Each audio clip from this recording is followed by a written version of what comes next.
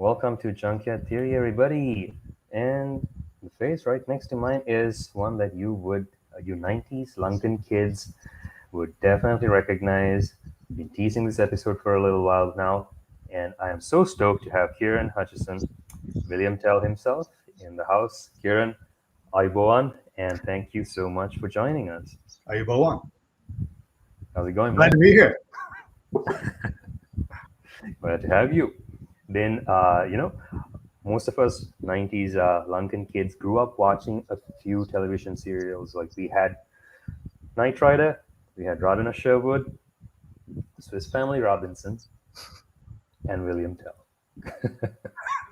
Well, I guess I was in two of those, and I watched the hell out of two of those. That right? Just two of those, huh? Yeah, no, I wasn't really watching the other two, but yeah, too busy making them. Exactly. But these two series, like Swiss Family Robinson and William Tell, uh, we had it running on national TV quite a few times over here, and I think both of them were dubbed in Sinhalese as well. Yeah. Yeah, and the fact that Swiss Family Robinson, especially, it was a family story, right? A family shipwrecked on an island, and I think that itself was something that people could. We are Sri Lankans. We are here living on an island, Right. and we had this 30-year-old civil war going on at the time as well.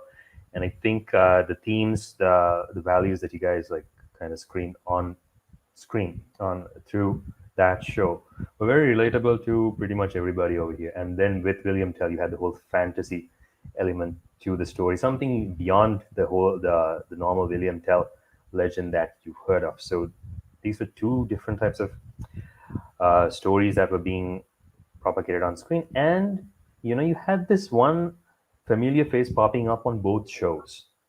The link.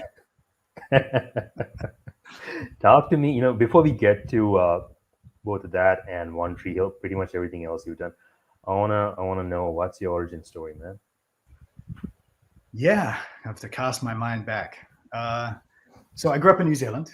I grew up in Auckland, New Zealand, and sort of came of age in the '80s, which was a great time to be into movies and stuff, because we had Back to the Future and Raiders of the Lost Ark and all these like great movies, and I got sucked into all of that.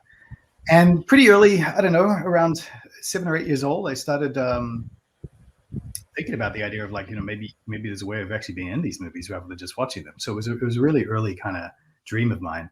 And the big issue was New Zealand around that time was not a great place to get into screen acting. There wasn't a lot going on. There wasn't a lot of local productions, and a lot of the overseas productions hadn't really come there yet either. If you were an actor in New Zealand, theater was the main way to go.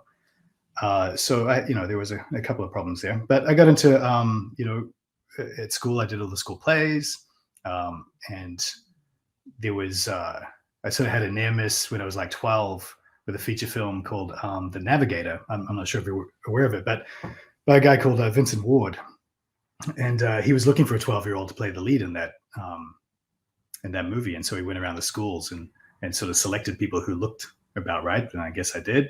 And then we all got together and did like a audition process.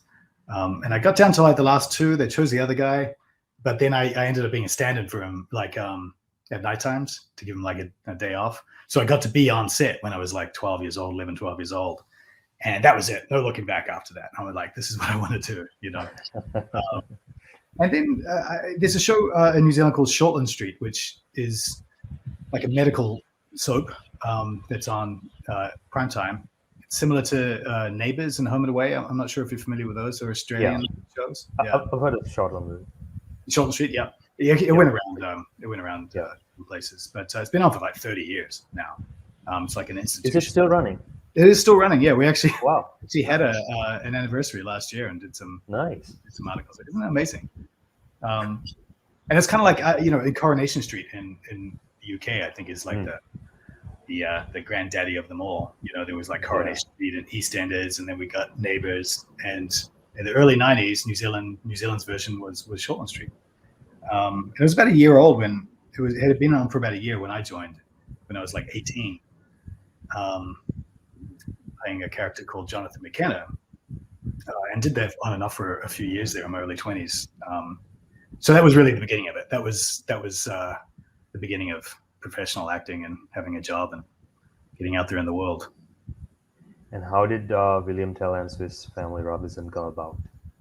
Yeah, so those were pretty much after I left Shortland Street in the mid-90s. And by then, things had changed in New Zealand. They'd gotten better for actors because we had like Xena Warrior Princess and Hercules. They had all stopped around that time. So we started getting a lot more overseas production. We're all, trying out our American accents and, doing our best to pretend that we weren't from New Zealand when we were getting cast on those things. And Cloud9 is the production company that did both those shows, Swiss Family and William Tell. And they went on to do The Tribe, which is also a really big success. And they were from England. So those guys came down and set up shop in Wellington. And just auditioned, really. I mean, but it was an interesting thing. Swiss Family came first, and it was an interesting thing because the character that I auditioned for first, I'm not sure if everybody knows this, was Ben, the other young guy in there.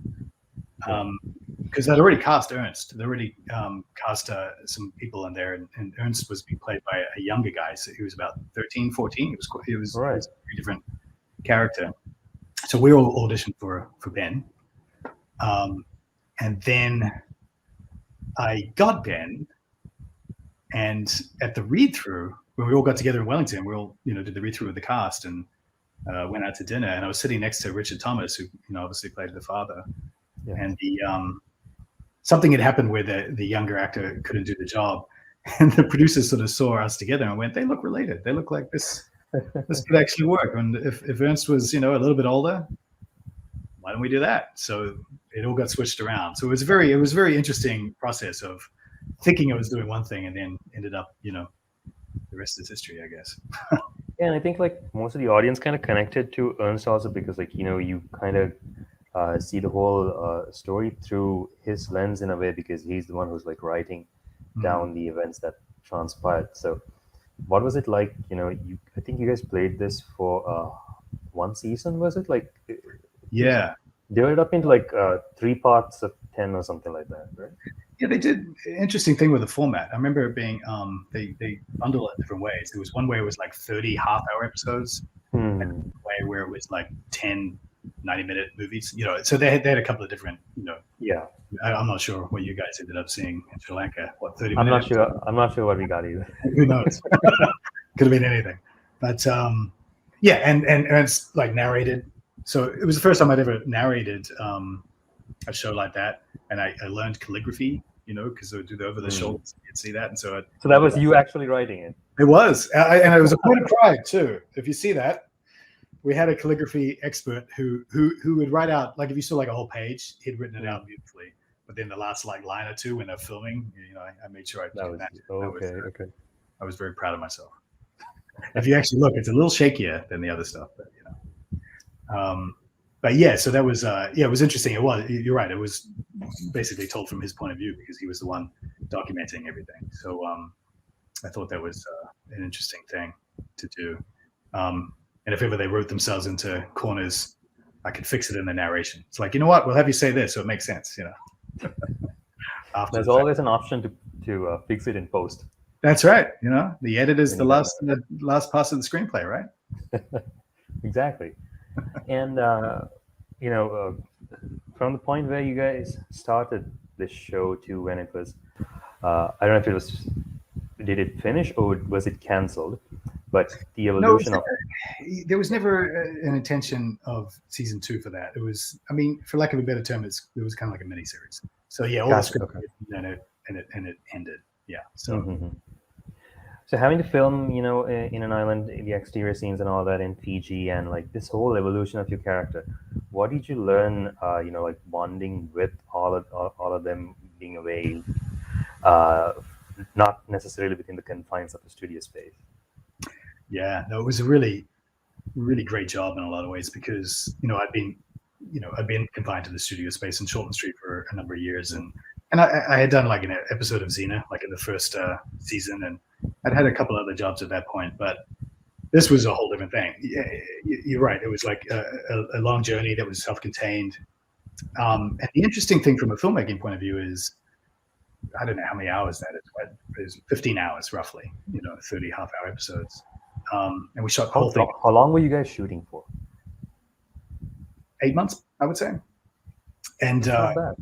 it's not bad. And it was fast, and it was, but the whole thing was out of sequence. And I know you do that in a movie and stuff, but the whole thing, all because it was all written, you'll do episodes out of sequence, but that was a real challenge because we would film, and obviously part of the reason, well, the main reason was because most of the exteriors were in Fiji. So that 6 weeks for all 30 episodes, if you're on the beach and it's beautiful, we shot it in that time period. But we had to remember our continuity of we'd have half the scene on the beach running out of the woods, and then 3 or 4 months later would be in the woods in Wellington matching that scene. Have to remember what you were doing and why you were doing it, and we'd be watching the playback and going, oh yeah, and we all had tans and our hair was all luxurious, and Wellington isn't known for its great weather. Beautiful place, Wellington, but a bit rainier, a bit more cloudy, not exactly the same thing as Fiji. So it was difficult. It was a challenge, to do that. But we all bonded a lot, because in Fiji we were in the Asawa Islands, where there were no buildings really. So we were living off of these boats, these ships, cast and crew. So we all got to know each other really well, and we're in the trenches, remembering our continuity. So it was was that the hardest part? It was. It's interesting how you adapt. Pretty quickly, you start going, okay. And it was really good discipline to write down your continuity and to read the scripts and to understand where you're at. If you're actually trying to, plan out your journey and stuff. Ernst is, very young and inexperienced, doesn't know anything really apart from his books when he starts, and by the end of it, he's got his relationship with Emily, and he's been through all these battled pirates and all that stuff. So you got to sit there and go, these are slightly different people, after that time. The pirates episode was a little scary, not scary, but it made you really, really concerned for the family's well-being. You're right, exactly. Yeah. Because they actually almost hang. I know. Dad, right? I know. It did get a little bit rough out there. It did for something so family friendly. It was like, goodness, are they actually gonna hang him? Sorry to scare everybody out there. But I mean, you like you very correctly said, you spend so much time there, you adapt to whatever necessities are kind of thrown at you, and then again, being so young and working on a show like that, is there anything that has really stuck with you as an actor that you kind of carried on to other roles as well? I mean, well, definitely that in terms of the knowing where you are in the story. It was a boot camp, really, and it's nothing I've worked on since has been that difficult in terms of keeping all of that in your head. So I think that's probably the main thing. Yeah, I mean, that was the first time I was doing a lot of location shooting, in general. So, and because the thing about Shortland Street and all of those shows, that 3-camera, it's almost like set up like a sitcom. So you have the facade of the set, and you have the 3 cameras.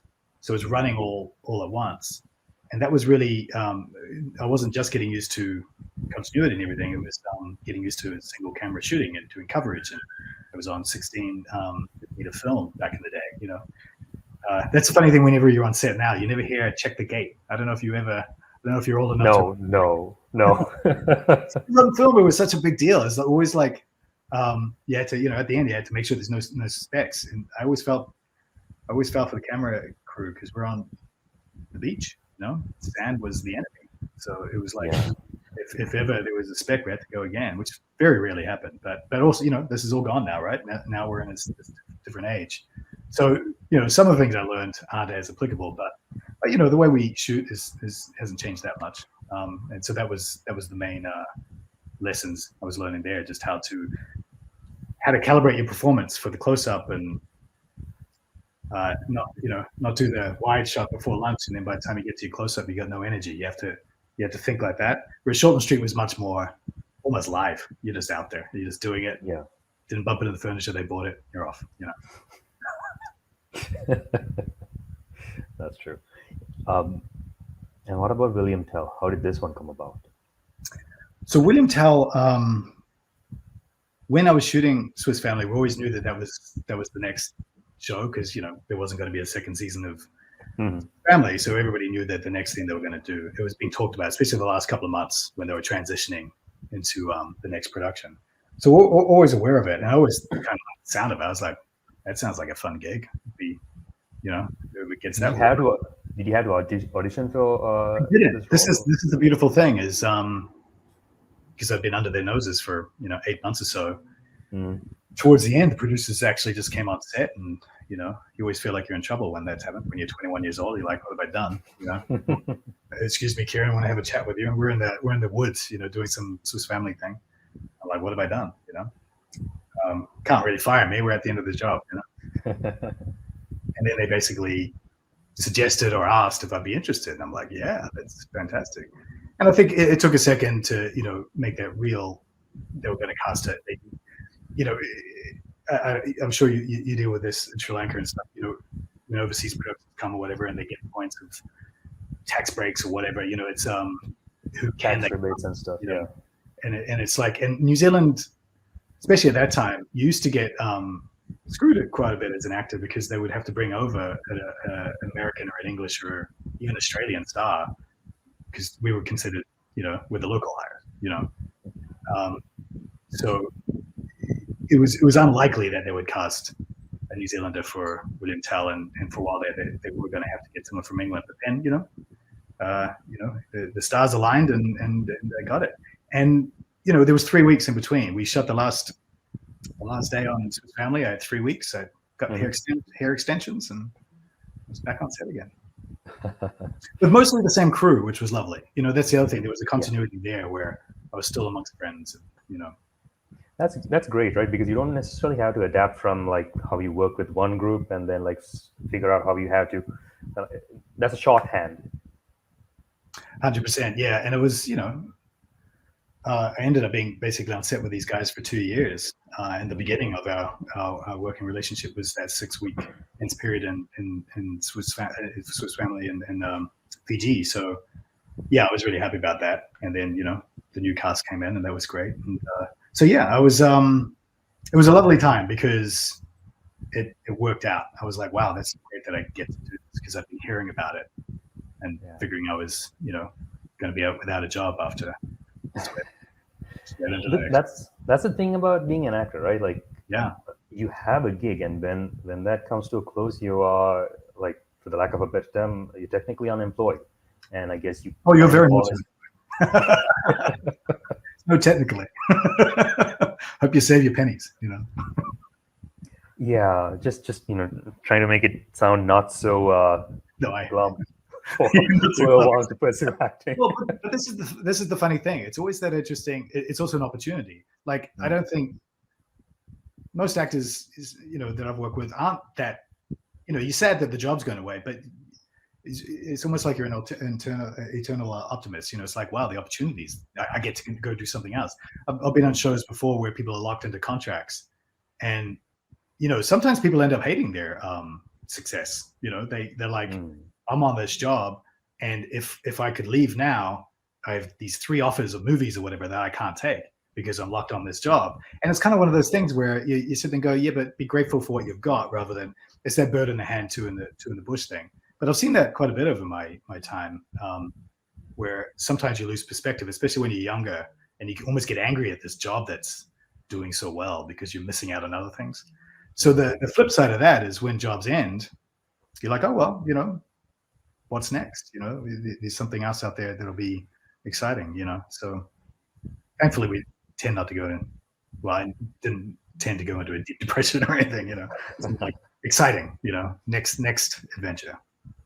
It's always good to have that change in perspective, and then again, like the lens through which you live the world as an actor definitely counts. Because it's probably valuable to go through with the negative experiences because you can eventually, hopefully channel them.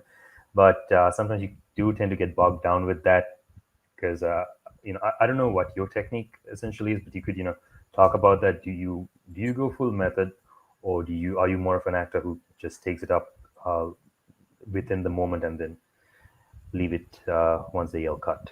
Well, it's interesting for me because with my career, I mean, a lot of the jobs haven't necessarily required that, and I've always been fascinated by it. Like, especially when I was younger, I read a lot about Stanislavski and Brando stuff, and Daniel Day-Lewis is one of my favorites. I mean, I think when the project would sort of ask for it and you want to do that, I think that it's pretty fascinating. But I've also conversely always been really impressed by the actors who can switch it on, who can just action and cut, the character, and the rest of the time, you can be yourself, hang, you don't have to do all that stuff. And obviously there's abuses with method acting where it becomes very, self-centered.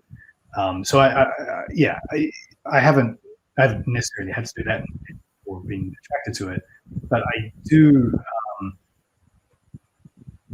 It's interesting. My process is, when I was younger, was quite technical. I was very interested in how the thing was getting put together, and what was required of me for this shot or this lens or this, and potentially was lacking, some of the connection to the emotion. And then as you get older, you start being able to access that more, and you can marry the two. And I personally find that to be the best type of actor that I've worked with or try to be, is the person who's aware of what's necessary. You have to hit your mark. You know what I mean? You have to, if the lights, if the person's blocking you and stuff, you have to be aware of that. But if you're not bringing the emotional truth to the scene, then it's going to be it's not going to be very good. It's going to be very too technical. So I don't know if that answers the question, but it's almost like a technique it's like a method or a technique that you develop by doing it and seeing what works, rather than because sometimes with acting class and method acting, I've seen that be a problem for people too, because you're like, well, I need time to prepare, and I need to get myself into a state. And television film is not like that. It's like, we're ready. We've been lighting for a couple hours and we're ready. And if you're not ready, and you're not a star, you hear about stars waiting in their trailer and stuff, right? But if you're not that guy, they're ready, and you're not. So you have to be able to. That's the sort of stuff that I learned. That's amazing, because it's not often that you kind of get to hear about that side. Like, you're being very technical as a youngster, but then the older you get, you kind of like try to focus more on performance, I guess, and then like eventually, like you said, merge or marry the two. My next question is, again, along the lines of acting. So having come to that state where you are at right now, do you ever look back and internally cringe at some of the performances? Yes, absolutely. And on some level, it's kind of like a good thing, because it shows you've progressed. But, almost forever, right? There it is. There it is. That's the old stuff, and you're like, and cringe is an interesting word. Yes, it does feel like that sometimes, but other times you just feel a bit bummed out that you didn't know what was needed in that moment. Because even though sometimes if I watch old stuff, I don't, so long ago now, sometimes you don't really remember. But when you do remember, you can sit there and watch the scene and go, I remember what was happening on that day in my personal life, or if I was struggling with that dialogue. And so I can see that. And as an actor, sometimes you have to sit there and go, that doesn't necessarily mean it's translating that way to an audience. So the cringe stuff, you kind of got to get over yourself, because it's like, well, this is something you're feeling because you know the full story here, but once you've done it, it's for the audience. It's not really about you anymore, True, because like there was this acting masterclass by Michael Caine, and I think somebody asked him a similar question, and what he was saying was, if you ask the costume department, they'll be like, everything's fine, but the costuming, there was something wrong there. The lighting, that's what they'll say. Everyone's going to be looking at their own thing, and which is great, because we're perfectionists, and we're all creative people, and we're trying to make something great. And but it is true that everybody sees something different, True. So, and as an actor, and some, especially when you're younger too, you sit there and you think your performance was the only one, but you're part of an ensemble. When we're doing the family stuff or we're doing the band of heroes or whatever, it's how the whole thing plays, not how you were feeling on the day or whether you think you delivered that line right. And that's something else that comes with age. It's more of a collective, And also kind of like a taming of the ego as well, right? Because like starting out, you really want to, I guess, improving yourself. You're trying to prove yourself. Exactly. Yeah. I deserve to be here, and maybe you don't necessarily feel that, so you're overcompensating. That sort of stuff. I've seen with other people, and I experienced myself, but now I don't care about that. Other things to worry about. Fair enough. With William Tell, you have the story of the guy shooting the apple off his son's head, but with your version of William Tell, we are introduced to like a much younger version with the whole fantasy elements in there. And fantasy was a brimming genre back in the 90s. So hopping on board a show like that from something as realistic as Swiss Family Robinson, what were the, not necessarily the challenges, but what were the learning curves that you had to go through? Because there were certain special effects, for the time as well. And you were playing a character which comes from folklore, and then you're, placing him in a fantasy setting, not necessarily what's coming from history or folklore necessarily. What was that process like? Yeah, it's interesting. Because I loved. We spoke about this earlier. Robin and Sherwood, and what was cool about that is it felt like it was very much rooted in the history of it. I'm a history buff, so I'm pretty interested in accuracy, for lack of a better word, and those kinds of things. So, even then, my preference probably would have been to be in a historically accurate William Tell. Obviously, I'd probably be a better age now to play it, than to have a teenage son or whatever. I would have been talking myself out of a job when I was 22. So I definitely did have those thoughts. And there was a show, remember Crossbow? It came out, I mean, it's before your time too. It's late 80s. It was after Robin Sherwood, and it was kind of like a version of that, but with William Tell. It's called Crossbow. It'll be on YouTube. It's worth a look. Probably very dated. But that was my memory of the William Tell legend when I got the job. So I was like, well, if it's not going to be that, I understood what they were doing, because they were trying to, as you said, it was a real renaissance of fantasy at the time. And I think they were heavily influenced by Hercules and Xena. Xena, yeah. So I understood the reason behind it. And those shows too were drawing on Greek myths and history a little bit. They had like Julius Caesar in it, and so they were marrying the two. So it was a thing that was going on at the time.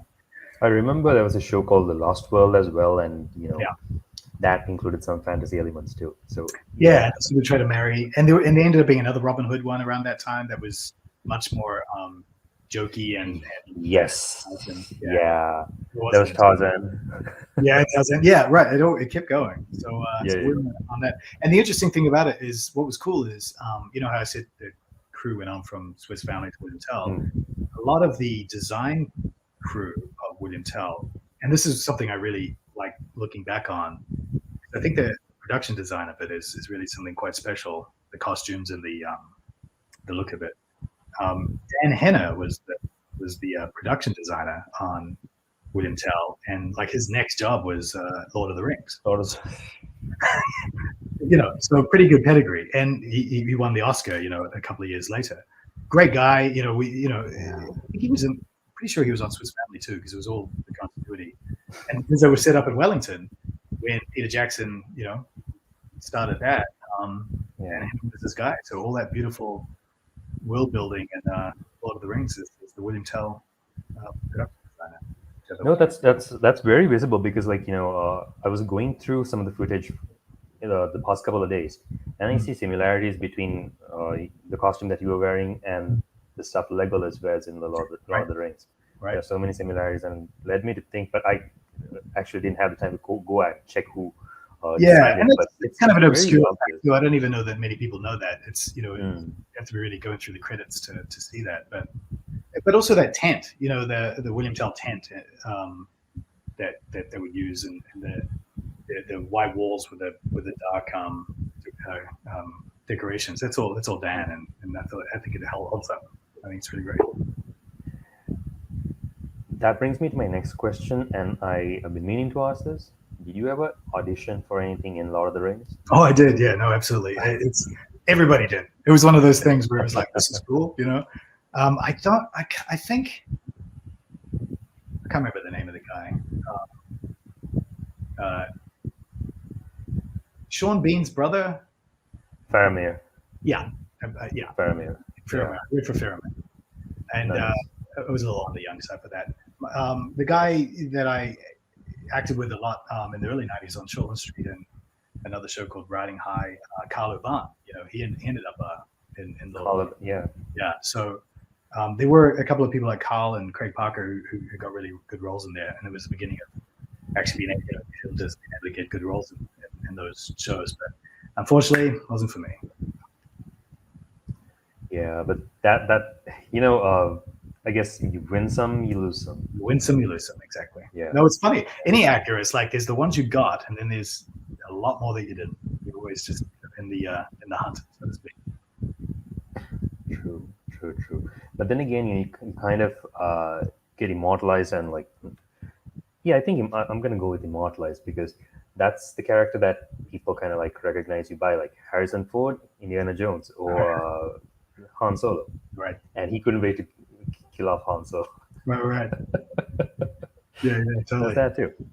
Yeah, but you don't get to plan these things. It's interesting. You there's the career you set out to get, and then there's the career you do get, and then there's career that you might still have. It's all a journey, but there's only so, especially from an actor back then from New Zealand, didn't have a lot of control. No, yeah, it was very. Yeah. I think things are changing now. Along the lines of what you guys are doing too, and when you're writing and creating your own content, and that's kind of the area that I'll be getting into in the last few years too, where it's you realize that storytellers creating and being part of that process does give you a lot more control. Talk to me a bit about that, because you started out as an actor, but then you are, I'm assuming you're developing your own projects, yeah? Yeah. In the last few years, I got behind the camera with a YouTube channel called Kid Explains History, which that's with your son. Yeah, that's with my son. Yeah, and he was young. He was only like 7 or 8 years old when we started it, and it really was literally a kid, exploring these subjects and trying to explain it to other kids, which was really the kind of point of as I said, I was a history buff, and the more you grow older and see how little people know about our history and how it tends to repeat, that old saying, and the history literacy is pretty awful. So the reason behind that, first of all, because you could green screen, cameras, YouTube being a distribution, platform. I know that it's moved on now, and there's TikTok and all these other things. But at the time when we started it, it was like, well, why not? Because we can now. Whereas 5-10 years earlier, it wasn't an option, And Quinn was really interested in it. It was a nice little project for us, and he learned too. And it's interesting because he's 15 now, and an A student in history, and he's doing all this great stuff and speech and debate champion. So he's it's almost like a secret little design that I got to do my little creative stuff with him, and then it benefited him too. But nice. But that was the main thing. Yeah, it was that, and then I started writing very recently. Started writing scripts with my wife, Nicole. She's like my writing partner, and so we have a few projects that are like different stages of development right now, and that's been a really interesting process. Just how do you put the pieces together as producers, and maybe even go back to New Zealand with a project. So that's been taking up a lot of my focus recently, and I'm loving it.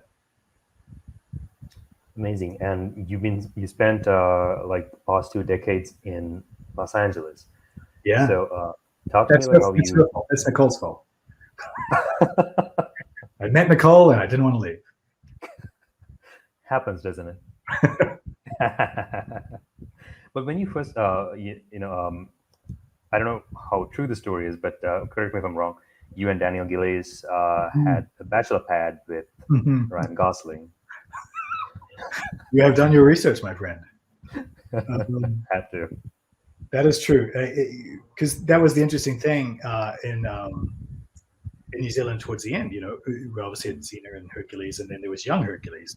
I was really good friends, still am, with Dino Gorman, who ended up in The Hobbit as well, and he was the second lead on Young Hercules, which is what Ryan ended up coming down to New Zealand for. He was like 17, 18 years old. He was young, Yeah. So we all got to know him down in New Zealand, and the beautiful thing was he opened up his home to us when we started coming out to LA. So it was a really nice time. That was around the turn, like 2000, 2001.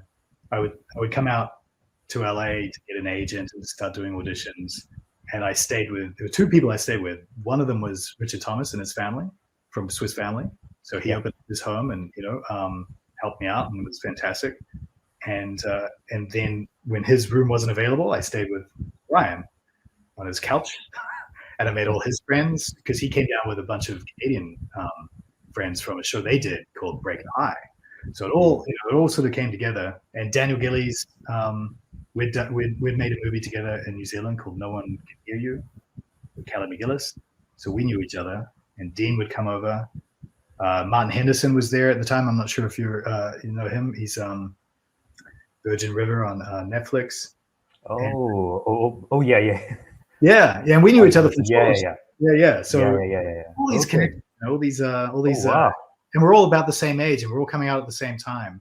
Nice. And yes, the Bachelor Pad was me and Daniel and a few of the buddies, and Ryan was one of the guys, but he wasn't.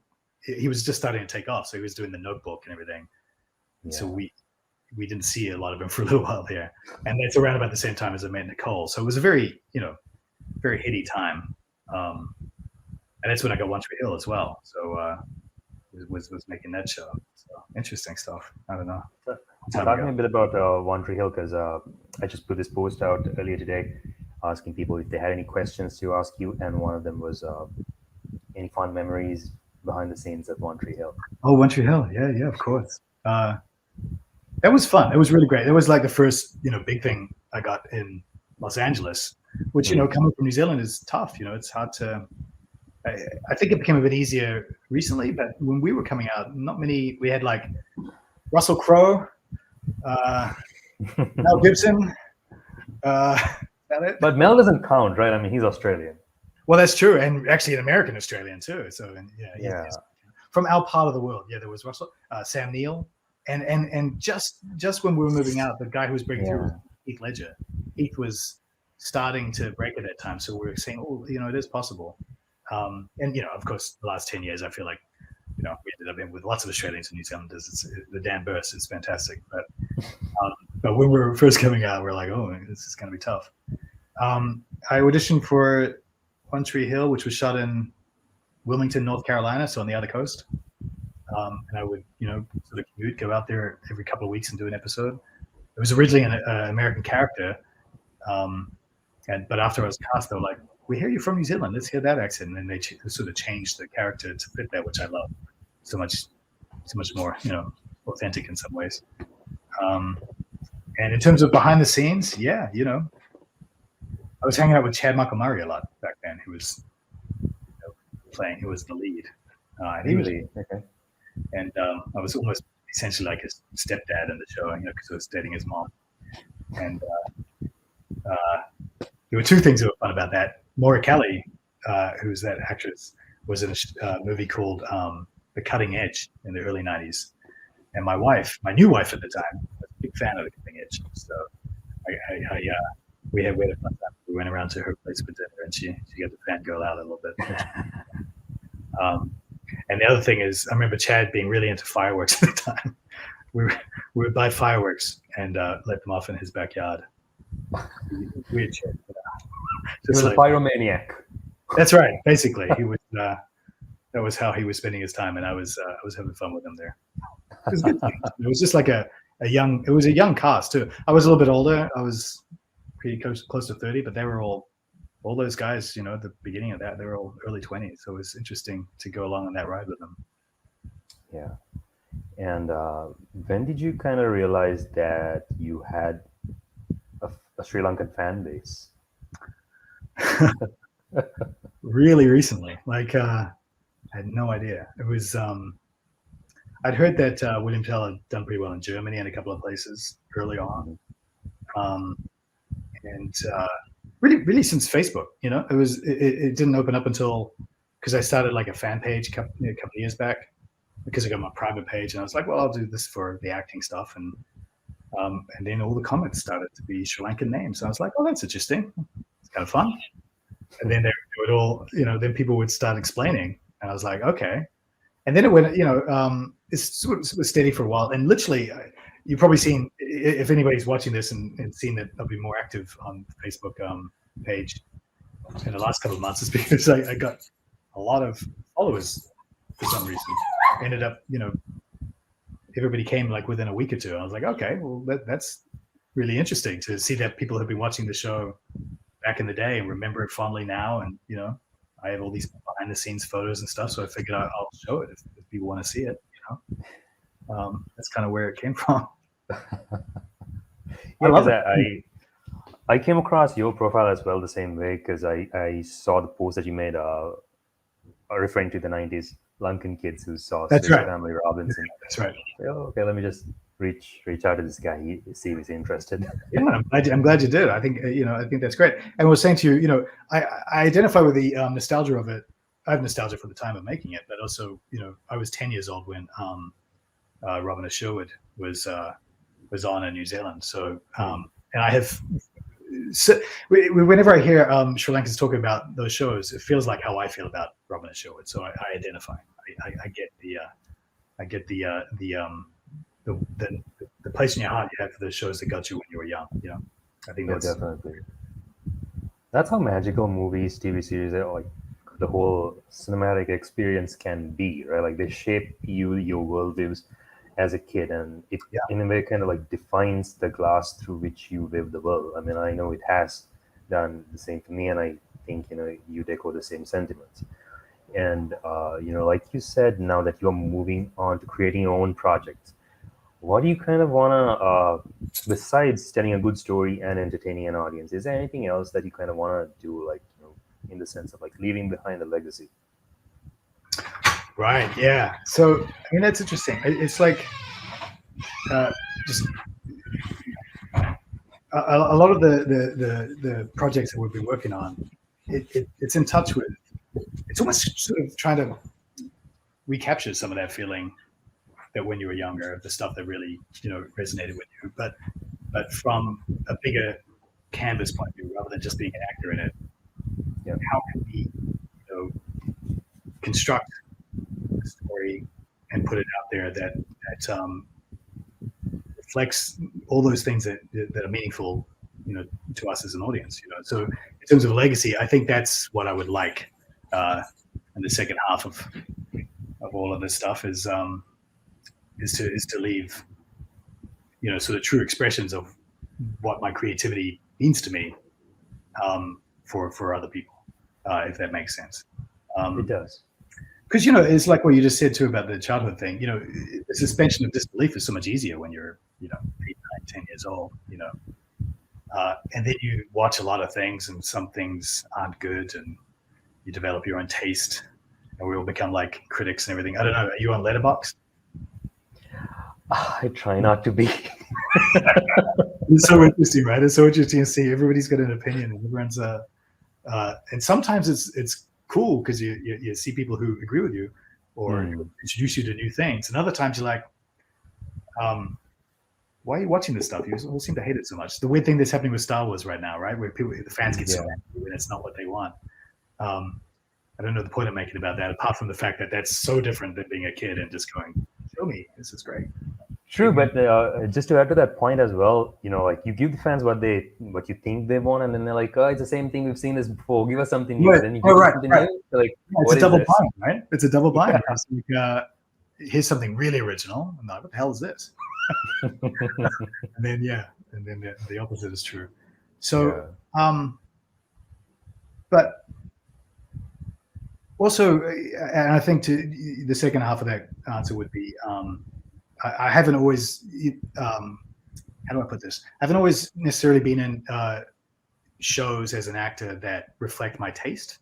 As a moviegoer, like I'm a big film buff. I love old Hollywood. I go through like Robert Mitchum stages and Akira Kurosawa, and I really I have quite intense feelings towards certain types of projects that I haven't necessarily been a part of as an actor. So as a producer and writer and potentially director, that's the kind of stuff that I think I want to put my energies into, and have a real reflection of what I like as a creative out there, and find my tribe.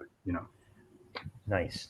And having worked as an actor for as long as you have, with a whole variety of directors, I'm assuming from across the whole spectrum, I'm sure you've encountered people who work in all sorts of ways. Some people, they give you probably like a whole lot of notes about the character, and some people are like, go do what you want. What do you look for in a director? Like, who's the director that you wish you had when you were starting out? Oh, right. Yeah. Well, see, that's an interesting thing with the difference between film and television, especially back then. Obviously television's become much better and much more interesting now than it used to be. And when you're working in television mostly, which I have done, you get the directors for hire, where you're like a traffic cop. You have to get the coverage, you have to get the day. This actor's giving me trouble, so they need attention. This person's not, so they're on their own. You know what I mean? And that's not that enjoyable. It's way more fun when you get somebody who has created something themselves, written it themselves, and is they're invested in the project, invested and wants to collaborate. And wants to you get brought into the process. So that's more fun. And sometimes, especially when you're younger, you're like, could I get some direction? And you sort of learn if they're leaving you alone, that's actually usually a good thing. And other times, you click with somebody and they just have to say one little thing. They don't have to come over and talk you through it. They're just like, hey, think about this or think about that, and they walk away, and you're like, ooh, that totally gets me in the vibe. I think that's my favorite type of relationship with directors, is when you're heading in the same direction. You feel valued and comfortable, and you have a shorthand, and it's emotional based, going back to what I said earlier, because the technical stuff, once you know it on some level. Let's talk about the vibe and the feeling and the tone that we're trying to go for here, rather than lines and delivery of all these things, all the stuff that is a byproduct. That's interesting, because I've heard so many actors say that they hate it when directors give them line readings, like communicate. It's just not that helpful. Yeah, it's just not that helpful. It's like, cool, that's how you would do it. And if I try to copy that, then I'm not connected to it. So that's the only reason. But other times you're like, look, just tell me how you want me to say it, because I actually know what you're talking about. I don't know. I mean, it sort of depends on the moment, right? But things like listening to music and imagery. I had an acting teacher who was big on scent, on smell. How does like if you're in a romantic comedy, which I've done a couple of, I remember doing some coaching. Margie Haber, actually, she's got a good book if anybody's out there wants to read it. But she's a great coach out here in LA, and she's like, "What flower do you smell when you see the girl?" Let's think about that. And I was like, "Oh, I had never thought of it that way." We came a nice smell, we came down to a nice scent of a particular flower. It had to be specific. Can't be just a rose, or you had to. And literally on set, it's so helpful, because you get in front of it and all these things are going on, and you just smell this beautiful flower, and it made you feel good. It made you feel open and alive and in love on some level. And then you put it into the scene. That kind of stuff is really interesting to me. That wouldn't have resonated with me when I was younger. I would have been like, what? I don't get it. Where do I stand? What do I say? You know. And I guess you kind of also had to have some sort of a okayish knowledge about like what flowers are. Yeah, exactly. Well, you need a little bit more experience in the world, as they say. You know, you need to do a few things. You know, You gotta go through them. That helps. You know, being married. You know, you do. I'm always fascinated by really young actors or teenagers, or I was a big fan of River Phoenix back in the day when I was studying actors when I wanted to be one a few years older than me. And my God, in Stand By Me and all these things, his performances are so mature and interesting, and he had such access. And I'm always like, how do you do that without all the experience? But that's really true, because like you watch something like Stranger Things and you're like, yeah, man, these kids are good. Yeah. Because I think we make allowances, especially when you see kids. You're like, well, they're a kid. It's pretty good. But then you see one that's the ones who are really good, and it is fascinating to me, because I know it took me a while when if I want to put on, which I don't, but if I wanted to put on, like my first episodes of Short and Street when I was 18, I'm like, oh, okay, just lost, doing your best. But then as a steep learning curve, you just, you sink or swim, sink or swim. You also had the experience of working with an animal on set in William Tell. Talk to me a little bit about that. Any animals, yeah. I love it. I mean, I love animals, and it's fun, but challenging. Alvar was his real life name was Jackson. Jackson. Big brute of a dog. He was but a sweetheart, And so you guys just had one dog for. Yeah, there was only one Jackson. There was only one Jackson, I believe. Because I know Bruno was the dog, and his family, and there were two of them. They used to switch them out, which it was a Labrador or something. Maybe they're easy to find and train. But I think Alva was a bull mastiff, something, and definitely a bull something. Yeah, and he did not follow instructions. I mean, if you ever watch some of these shows, the amount of times you see me or poor Drew, I played Drogo, any of us who had scenes with Alvar, half the time we're pulling him along. We got him, come on, Alvar, and you have to pull him into the scene. And he's like, what? It does make me laugh when because I think he comes across, obviously he's a lovely dog and everything. He comes across quite well in the episodes. You're like, oh, look at him doing all that stuff. And but no, he did not want to do that stuff. He did not sign up for this. And that gets you out of your head too, where you sit there as a young actor. I'm like, I'm going to do this close up, and Alva's next to me, and Alva doesn't want to. So you get what you get. Put you in the moment. You know what I mean? Forget your stuff. Let's get the dog. Love it. That's amazing.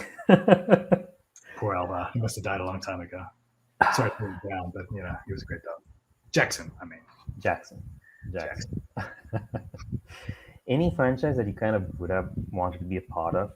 I know, like you said, franchises. Any franchises, because you've had quite a few shoot down there in New Zealand, from Lord of the Rings to I think Shannara. Had quite a few. So, anything that you wish you'd probably have gotten a chance to work on? I have an interesting relationship with that, because as a movie fan, it's kind of funny. Like, especially when you get older, and some of the people you come up with who end up in franchises, there's that suspension of disbelief thing again, right? You remember what it was, and if somebody I know or worked with turns up in a movie or a series that I like, it takes me out of it a little bit. Does it? Talk to me a bit about that, because like you know this person, and you know what they're like in real life. You see them on screen, they're playing somebody else. I mean, it's impressive when they do a good job and everything, and most of the time they obviously are doing a good job. But it's difficult. And the reason I bring that up is it's similar when you're in it. Like, big Star Wars fan, big Indiana Jones fan, all these things. And on one level, you would think, well, that means you want to be in it, right? But as I've gotten older, I'm kind of like, I like enjoying watching those things. It's almost like pristine to be like, I can watch it rather than be in it. Maybe that's an element of moving behind the camera a little bit recently. So that said, I mean, Star Wars would be great. I've always been a big James Bond fan, and I had a run in with Star Wars early because they shot those down in New Zealand, same sort of thing, with the Lord of the Rings one. But I got down to the last two between me and Uncle Owen, with that we're in the prequels. Yeah. Who was he? Yeah. Luke's uncle. That's right. Yeah. Yeah. And one of the fun things about that is, from the audition process, I know that George Lucas watched that tape, and that's kind of fun, because it was like, and then they found it was between you and Joel Edgerton. That's right. Yeah, and he was unknown at the time, as I was too. So it was very much a look thing, but so it was interesting at the time. You end up collecting those stories, those near misses, those like almost, because your life really could just go in different directions if the other decision gets made. And then, on the other side, when you cast people or when you write scripts and you think about it, you realize how impersonal it is. It's not. It's like, does it fit and does it work for this project? It's not about the actor so much on some level. It's interesting. Being an actor, like, you go through a lot more rejection than I think anybody else in the film industry, and you got to develop really, really thick skin to even like be in it, not just year in, year out, but like even as the months go by. It's not easy, right? Yeah. What's it been like, man? Because like you said earlier, you had to kind of learn not to take it too personally. Also, it's more of it's not necessarily you that's the problem. Like, it's like, okay, you are not probably suited for the character, but how do you kind of like get over it? Well, because that is the interesting thing. Like, I don't know. I mean, for instance, when I was auditioning for One Tree Hill, it was so easy. Like the scene we did over and over again, it was never like these scenes where you're trying to break it down and try to work out this and try to bring something. This one, you would just, and that's happened a few times in my career where it's just like all the pieces fall into place. And I heard somebody say one time, director or something, that, from a casting point of view, all you're doing is trying to solve a problem. You have all these problems. Okay, once you find an actor, one less problem. You know what I mean? And that's really all the thinking that goes into it. And once you internalize that as an actor, I think it's fine. I think when you're younger, you can get a little bit more upset about it especially when something big doesn't go your way. But like I said, especially that time that we're all living in that apartment together when we first moved out here, there were so many opportunities. You know what I mean? Every time you didn't get something, you're like, yeah, but next week there's this, and that slows down. And I sort of took a step back a few years ago to raising my son and doing these other projects. So I'm not like in the heat of it in that way. But when you're younger and you're first ambitious and coming out here, it wasn't like a lot of time to get to it. It was like, there's something else. There's always what's next. One door closes, another one opens. Yeah, I think that's what gets you through, rather than the scarcity kind of mindset where if you don't get that, you're screwed. I think if you think like that, then you're in trouble. And I've seen some people get upset in that sense, but not helpful. Valuable advice. Yeah, you got to know what you're getting in for. But again, it's like we were talking about earlier. In this day and age, if you're younger, getting into this, you have so many more opportunities to make your own stuff, which I think was not our experience when we're acting in the 90s. It really was much more passive in that sense. True. Like, you have more control now. Filmmaking as a whole, the technical side of it's democratized. So. Yeah. Right. Yeah. And it's only going to keep going that way, I guess, as long as they don't replace us all with AI. Who knows? It's like an arms race right now. Seems like that's kind of like, that's the direction in which everything's heading, but fingers crossed it doesn't go there, I guess. Here's hoping people still like watching people. Yeah. People with 5-fingered hands. Exactly. Isn't it? See these amazing images, go, that's great. And you look at the hand and go, wait a minute.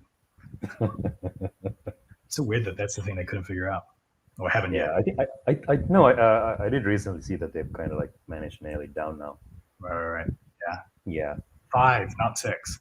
Simple. 5 fingers. Judgment Day is close. James Cameron was not too far off with Terminator. Right. The singularity and that stuff. Absolutely. It's so funny. Would you ever, I know this has been like a question that so many Sri Lankan fans have had, and I'm pretty sure you've gotten, you've been posed this quite a few times. Visiting Sri Lanka, is that on your list? Yeah, I mean, look, I love traveling anyway. After William Tell, I took a lot of my money and just backpack around Europe for 6 months, and just took some time out and saw a lot of the world, and seen a lot of America now, and India and Sri Lanka and that part of the world I have not seen a lot of. So yeah, I'm down. You're welcome anytime.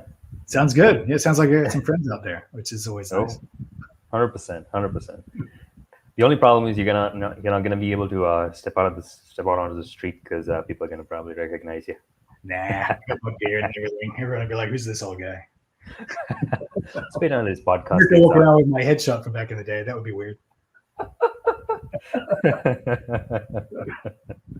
There's always ways. That's funny. Yeah. Nice. I've seen, like, you guys have your Comic Cons out there. I said hi to some people recently, and there does seem to be a nice community out there of. It's a growing community. It's been quite recent since the Comic Cons and everything kind of popped up over here. It's just blossoming right now. So you guys have had Comic Cons over there for much longer, but this community, it's just like getting started. But it's nice to have people who are interested in the same things, because again, like even us, we never really had those communities growing up, but now it's forming. So it's going to be much easier for, I guess, creators in the future, which is great. That's awesome. Yeah, and you'll be doing great things too, from what I can see on your YouTube and everything. Thank you. Doing my part since the pandemic locked us all in within 4 walls. You've got a great guest. No, it's really interesting. I was having fun doing my own research. Amazing. Kieren, thank you so much for doing this, and looking forward to seeing you get behind the camera soon, and hopefully, get in front of it too once in a while. We like seeing a William Tell. Hopefully, I don't know, maybe do some sort of revival thingy. Right. You can cast Quinn as his son and shoot the apple off his. Shoot the apple. Finally, we'll finally get that scene. Yeah. All these years later. Sounds good, man. Yeah. Well, who knows what the future holds? But it was lovely talking to you, man. This has been great. Thanks for having me on. It's been amazing.